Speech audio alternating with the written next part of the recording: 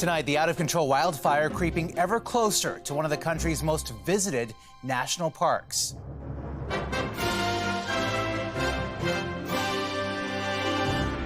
The emergency exodus as thousands flee the soot, smoke, and ash. It was gridlock on the highways. The race to seek refuge in BC, where hundreds more fires are raging. Well, there was a big panic. Everybody's got to get out right now. The first rally of Kamala Harris's fresh presidential campaign.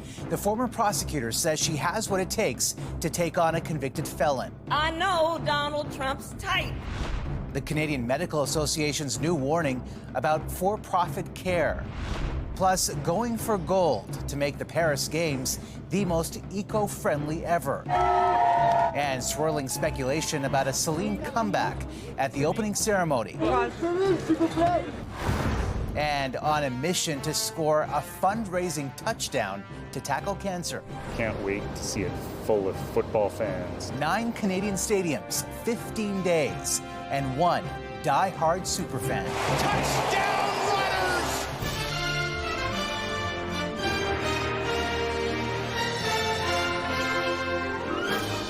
CTV National News with Omar Sachedina. Good evening, everyone. One of Canada's most popular tourist destinations is a ghost town tonight. Overnight, a frantic escape to leave Jasper, Alberta, the largest national park in the Rockies. Now, the fire that prompted the evacuation order is just 12 kilometers away. 25,000 people have been forced to flee, including 15,000 in the park itself and 10,000 full-time residents and seasonal workers. Forced west to British Columbia, which is also battling more than 400 active wildfires, more than half of them out of control. CTV's Nav Sanga is in Edmonton tonight with the race to safety. Nav. Omar, they can come here to get the basics, along with help finding a place to stay, money for food and clothing, as well as health care and pet care. Now, Edmonton is just one of several cities helping out. That includes one village in BC that's become the safe haven for thousands of evacuees. Usually it only takes an hour and a half to reach Valemount, BC from Jasper, but Matricia Bauer says last night it took her nearly 5 hours. And I think a lot of us were worried about running out of gas, so we would go a car length and then we would shut off our car for 15 minutes. Bauer and 10 other people are currently sleeping in their vehicles outside of their friend's house in Valemount. This was my bedroom last night. I just slept here with my pillow. Yeah, and then the rest of the crew, some of them have pretty bougie campers. With a population of just over 1,000, Valemount's mayor estimates 4,000 evacuees arrived by morning. He says they're still welcome, but there's no place for them to stay. We are accepting, we just know that there are no accommodations available, and that just the basic necessities are here. Valemount has set up an emergency operations center, and volunteers are working around the clock. Business owners have really stepped up. Residents have really stepped up. One of those businesses is the Valemount Pines Golf and RV Park. It currently has 500 evacuees staying on its grounds for free. It's also providing significant discounts on food. For them to stay here, it's not going to cost me anything. It's what every person should do. Some evacuees are staying in tents, but most are living out of their cars. The park's general manager, Brian Oates, says they're trying to make the best out of a bad situation. Right now, the golf course is full. Everybody's golfing, and we got playground for the kids, and it's kind of like a disaster that we're trying to make better for the people that are here. The site here in Edmonton will be open 24/7. Omar? Nav Sanga in Edmonton tonight. Nav, thank you. In neighboring British Columbia, officials are asking evacuees to make a U-turn. British Columbians will always do everything that we can to help our neighbors in crisis. But you are correct that we are also facing some very challenging circumstances as well. BC officials are asking evacuees to turn back to Alberta. They say the province's hands are full with their own evacuations. In the U.S., Kamala Harris intensified her attacks against Donald Trump at her first campaign rally today in battleground Wisconsin. This as President Joe Biden gets ready to address Americans tomorrow night, detailing his decision to drop out. Here's CTV's Washington Bureau Chief Joy Malbin.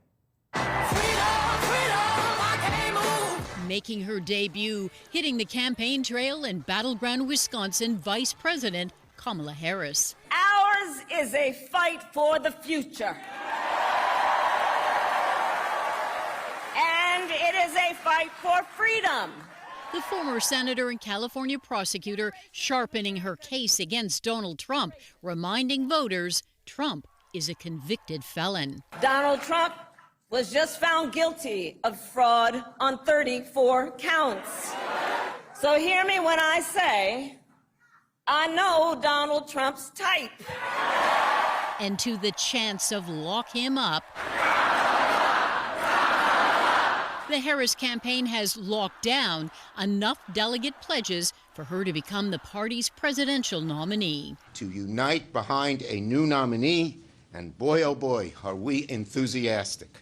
Senator Chuck Schumer almost giddy as the two top congressional Democrats endorsed Harris. I'm proud to strongly endorse Kamala Harris. A generation younger than Donald Trump, Harris's campaign infused with new money and excitement. After President Joe Biden stepped aside, new polling shows Harris and Trump are neck and neck in key swing states needed to win. But beating Trump won't be easy. After surviving an assassin's bullet, Republicans are solidly unified behind him. The former president taking aim at his new opponent in this new campaign message. She's the same as Biden, but much more radical. She's a radical left person, and this country doesn't want a radical left person to destroy it. And from this Republican, an offensive racist attack. Biden said, first off, he said he's going to hire a black female for vice president, and that he just skipped over. What about white females? Are you suggesting she was a DEI hire? 100%. She was a DEI hire. The House Speaker warning against that kind of talk. This is not personal with regard to Kamala Harris, and her ethnicity or her gender have nothing to do with this whatsoever. President Joe Biden is back at the White House and will address the nation tomorrow night to explain his painful decision to step aside and what he still hopes to accomplish the rest of his term. Omar? All right, Joy Malbin in Washington, where Israel's prime minister is set to address Congress tomorrow. Today, hundreds staged a protest demanding an end to the war. Last night, Netanyahu met families of hostages and for the first time reportedly signaled progress in talks to free them. In China, Palestinian factions Hamas and Fatah signed a declaration on a unity government after a long-standing rift. But there are doubts it will lead to a permanent resolution after a similar deal in 2011 failed. The director of the U.S. Secret Service has resigned, bowing to pressure just a day after resisting calls to step down. Kimberly Cheadle was grilled by Democrats and Republicans for failing to prevent the attempted assassination of Donald Trump. In an email to staff, she took responsibility for the security failures. A Canadian man has been found guilty in the UK under the country's Terrorism Act. He was part of an outlawed group linked to terror plots. 29-year-old Khalid Hussein from Edmonton was arrested and charged by UK police after flying to London last year. He'll be sentenced next week. Controversy just days ahead of the Paris Games. Canada is accused of spying on New Zealand's women's soccer team. A non-accredited member of Canada's soccer support team was detained yesterday by French authorities. It's believed the staff member used a drone to record New Zealand's women's team during practice. Today, Canada's Olympic Committee apologized to New Zealand, saying they are shocked and disappointed. The crisis in healthcare is prompting an urgent message tonight from the Canadian Medical Association to ban paid primary care. Here's CTV's Judy Trin. Alexandra Zanis has been searching for a family doctor for 6 years. Without one, getting treated for her asthma involves waiting for hours. Quite a few times where you're seeking health care and you end up having to go to the emergency room because the walk-in clinics are also at capacity because of the shortage. Like Zanis, 6.5 million Canadians do not have a family doctor. But the Canadian Medical Association is warning provincial governments that relying more on private clinics may not be the solution. They're taking away scarce resources. While it's tempting to put in private organizations, private services to try to fill gaps in the public system, there are not any additional physicians or nurses to go over to those private services. In addition to thorough testing and consultations... As for-profit healthcare expands, the CMA in its draft policy wants private clinics banned from charging fees for primary care. We don't want to see a family having to pay to take their child who's ill to their family doctor. We don't want to have to see that being a barrier to getting care. Instead, the association wants the focus on funding family health teams, where patients can benefit from doctors, therapists, dietitians, and pharmacists, all in one location. The CMA says governments should aim to connect 80% of Canadians to a family health team in 10 years. It really does reinforce the need to fund that primary care piece and to allow people to get that initial care that they need, that preventative care that they need, so that it doesn't spiral out of control and affect other areas of the healthcare system. The CMA also says if provincial governments can't meet the clinically approved wait times for surgeries and cancer treatments, they should pay to send patients to other provinces or even other countries where they can get faster care, instead of opening up more private facilities. Omar. All right, Judy, thanks. Well, if you're a homeowner on a variable mortgage or thinking of buying, you'll likely be watching tomorrow's rate decision from the Bank of Canada closely. CTV's Annie Bergeron-Oliver on what to expect. Canadians could soon have more money to spend, as borrowing is expected to get cheaper tomorrow, when economists predict the Bank of Canada will cut interest rates again. It just seems like all the stars are aligning for rate cuts. At 2.7%, inflation is slowing, and now consistently within the bank's target range. A key reason economists expect the bank to cut its key rate by 25 basis points, from 4.75% to 4.5%. We're looking at measured declines rather than bigger drops, because it would signal that there's a lot more concern about the economy if they went for a larger increase. The move will likely impact Canada's housing market, which saw early signs of renewed life after the last rate cut 6 weeks ago. Ottawa has never had prices drop. On average, we went down 5% last year. Ottawa realtor Marnie Bennett says home prices have dropped as buyers and sellers sit on the sidelines, waiting for rates to come down and stabilize. Right now, buyers are saying, okay, what do I do? Do I wait? Are prices going to fall? So we just are on a holding pattern? Or sellers are like, hey, I missed out on the boat, during COVID when prices were 2021, but you know what? I'm going to wait because they're going to be still prices really high. So we're dealing as real estate people with this whole balance effect right now. So what would a rate cut do to mortgage rates? Cuts are already priced into current fixed-rate mortgages, which are based on bond prices. Still, those with adjustable and variable-rate mortgages will see almost immediate changes. It's good news across the board for borrowers, but the impact will be, slow and steady on the way down. We can expect a much slower descent than when we saw rates increase. Many of the big banks expect as many as 4 interest rate cuts this year, but all of that, Omar, depends on inflation continuing to go down. All right, Annie, thanks. Coming up. Known about it, it's not going to go away. What we're learning about the parasite threatening PEI's multi-million-dollar oyster industry. Every night in my dreams. Plus, the sighting of the Canadian superstar in Paris spurs speculation of an Olympic comeback.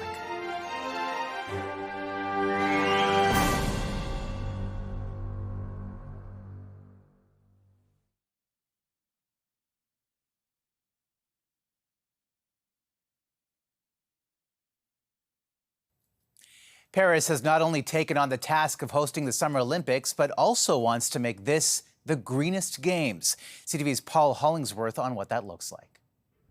Air pollution in Paris has reached such alarming levels it is linked to more than 8,000 deaths each year. These giant outdoor filters have been built to provide clean air for the athletes and people visiting the city for the Summer Olympics. This is good air. You can breathe. You feel it. Divert Nova Scotia operates green programs, and they are paying close attention to the environmental strategies deployed in Paris. The organization's development officer, Catherine Bremner, says promoting sweeping changes on the Olympic stage is a global educational opportunity. By taking it to this mainstream and having it in the news and showing how it can be actually applicable, I think that just is a huge win for us. At the Rio Olympics in 2016, that city had 10 newly constructed sports venues and 7 brand new temporary venues. In Paris, there are 35 stadiums and venues, but only 2 of them are newly constructed. Each was built using low-carbon construction methods. Venue seats were made from recycled waste. Recycled materials were also used to make beds and furniture in the athletes' village. They're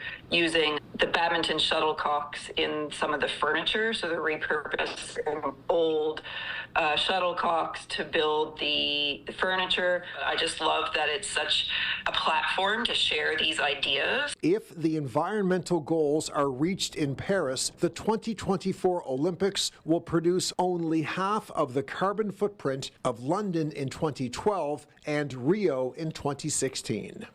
Paul Hollingsworth, CTV News, Halifax. And the Olympic celebrations will feature a cameo from a famous American rapper.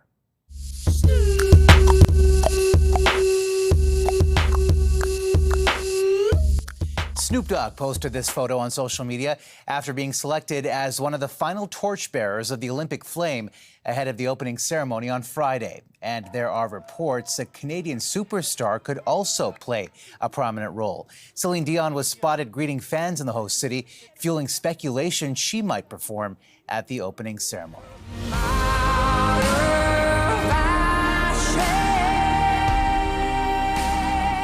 That would be her first performance since December 2022, when she was diagnosed with stiff person syndrome, forcing her to halt her tour. Well, Celine Dion has lent her voice to the Deadpool series. The 3rd installment opens in theaters on Friday. But today, stars Hugh Jackman and Ryan Reynolds were in Toronto to talk about the Marvel movie. I can't believe for 24 years I didn't put on the yellow and blue. And one of the first things Orion said when I said I want to do the movie, he goes, we've got to do yellow and blue. And I was like, all right. As soon as I put it on, it all made sense. And now I actually sleep in the costume. Yeah. The second thing I said was make sure you steal the costume at the end of the movie. I did. Fans were eager to see the stars of the movie at a special screening today. Still ahead. New details into the death of a polar bear at the Calgary Zoo.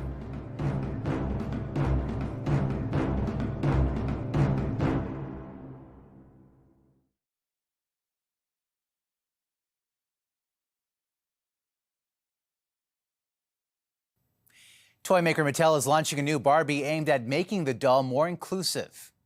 All I wanted was a role model that looked like me, and finally, we have one. The new visually impaired Barbie carries a white and red cane with a marshmallow tip. Mattel partnered with the American Foundation for the Blind to create the new version of the doll, whose clothes include tactile fabrics such as satin and ruffles, as well as packaging in Braille. Growing concern tonight about Prince Edward Island's world-famous oysters, and it has to do with a parasite some are worried could threaten a multi-million-dollar industry. Here's CTV's Sarah Plowman. Prince Edward Island oysters are renowned. Tourists flock to taste them. But the industry has an unwanted visitor, a parasite. And depending what happens, the industry is going to have to adapt. Canadian Food Inspection Agency confirms multinucleate sphere X disease, or MSX, was found in Badek Bay, and more samples are being tested. It's a microscopic parasite that's harmless to humans, but harmful to oysters. It causes disease, stunts growth, and kills the shellfish. The oysters, perfectly safe to eat. There's, PEI oysters are still here, still being produced, still being processed and marketed. But fishermen are frustrated as they face uncertainty. Nothing can be moved in or out of the areas where the parasite's been detected without a permit, which means, at least right now, some can't get their oysters to market. The paperwork has to be straightened out. It's got buyers frustrated and it's got fishermen scared. The parasite is new to PEI, but has been present in the U.S. oyster industry for decades. Still, its arrival is worrying. It devastated oyster farms in Bredor Lake in Nova Scotia in the early 2000s. Wild populations were completely devastated as well. So it essentially shut down the oyster industry in the Bredor Lake. Once detected, biologists say the parasite doesn't go away. So you have to try to find an industry, you have to try to build an industry around it. A potential major challenge to a multi-million-dollar industry. Sarah Plowman, CTV News, Fredericton. New details tonight about what caused the death of a polar bear at the Calgary Zoo on Friday. The zoo says 7-year-old Baffin suffered a crushing injury to his trachea during rough play with another polar bear in the pool and then drowned. It's typical of how they play. If you think about how dogs roughhouse, very much mouthing. We believe this was just very tragically a misplaced grab and a reaction to that underwater. The Calgary Zoo says the incident may have ended differently on land and that a bite triggered the injury, rendering the bear unconscious. After the break, a football fan's attempt to break a record for a worthy cause.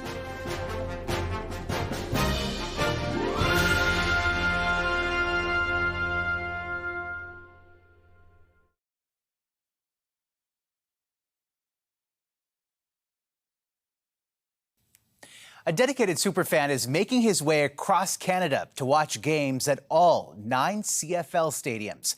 The sports lover started his journey with the goal of breaking a world record. It's now turned into a countrywide fundraiser. Here's CTV's Alison Bamford. In a crowd of thousands, one CFL fan is easy to spot this season. People on the sidewalk say, "Hey, it's the guy with the bucket." Chris Tomofachuk is 2/3 into his record-breaking attempt for the fastest visit to all 9 CFL stadiums. His custom jersey and bucket becoming a common sight in the stands. It's been a busy weekend for superfan Chris Tomofachuk. It's morphed into something so much bigger than just the record. Money, money, money. Thank you, thank you. Along the way, he collects donations at every game for a Vancouver Childhood Cancer Research Foundation. Thanks, buddy. I don't think there's anyone that doesn't have a connection to cancer in some form. It's within my own family. There's some battles being fought right now. Chris is doing it for a lot better reasons than I am. Delta BC's Bobby Dubois set the record last season after pitching the idea to Guinness just for fun, watching 9 games in 15 days. I think everybody should do this, whether it's in 15 days, 14 days, or just over one season. I think it's a great thing that people should do and get a true experience of Canadiana. If all goes to plan, Tomofachuk will beat Dubois' time by just 90 minutes. If it happens, it happens. We get the record, we break it, that's fine. And if it doesn't, we're still going to have fun. We're still going to fundraise. And just like football, the fundraiser is all about the fans. We're in this battle together. We do it for the fans that are battling cancer. We do it for those that can't do this. 3 games left in his attempt: Montreal, Ottawa, and Toronto, where he hopes to seal the deal on Saturday in Argos territory. Alison Bamford, CTV News, Regina. Great cause, and we wish him luck. That's a snapshot of this Tuesday for all of us at CTV National News. Thank you for watching. Good night, and see you tomorrow.